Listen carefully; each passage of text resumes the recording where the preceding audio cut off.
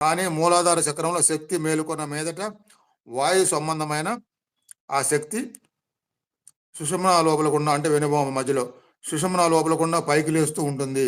క్రమక్రమంగా అన్ని చక్రాల్లో ఉన్న శక్తులను మేలుకొలుపుతూ సంపూర్ణంగా జాగృతమై 5 చక్రాలను ముక్తం చేస్తుంది. అంటే మూలాధార టు విశుద్ధి వరకు ముక్తం చేస్తుంది. ఇక ఈ స్థితిలో అజ్ఞానం అనే జాడ కూడా ఉండదు.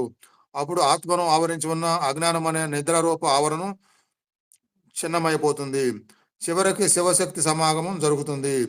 ఆజ్ఞా చక్రంలోనే శివశక్తి అంటే ప్రకృతి పురుష మహామేళనం అంటే స్థిరత్వ చంచలత్వాల చిర సమాధి సిద్ధిస్తుంది.